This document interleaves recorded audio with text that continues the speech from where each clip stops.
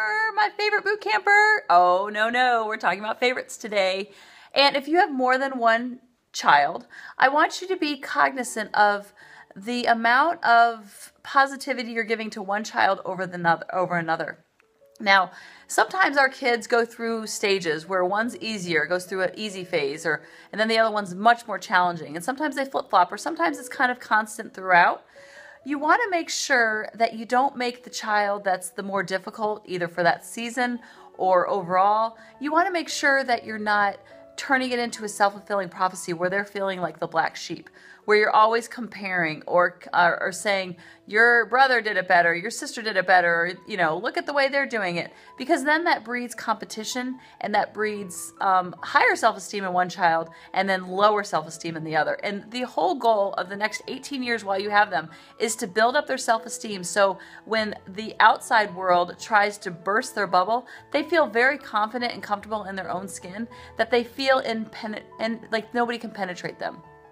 And they're not swayed very easily, because they have that sense of self-esteem, confidence, their roots at their house. And so be cognizant of it. And sometimes the child who's acting out the most, not sometimes, is the one who needs you the most. So figure out their love language and make sure that you're filling up their love cup during calm waters. Like right now, I'm going to go take Lily to the mall for a little bit, just for some one-on-one time. And then maybe later I might take Grady, outside to throw some balls.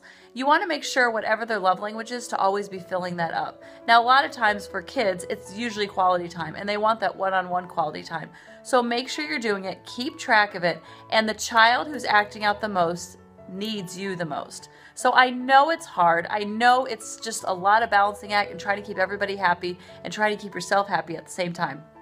But the work will pay off in dividends when you're not dealing with low self-esteem and bad choices and making choices trying to fill up that hole. We want to make them as whole as we can during their formative years, so when they go out into the world, they feel whole and they're not making bad choices to fill up that hole with shopping, with eating, with bad relationships, with drugs, with alcohol, with bad friendships. So things like that, we don't want them to be able to sway, so we want to keep them on the straight and narrow path as much as possible, so they feel that sense of belonging always at home, no matter if they're challenging or not.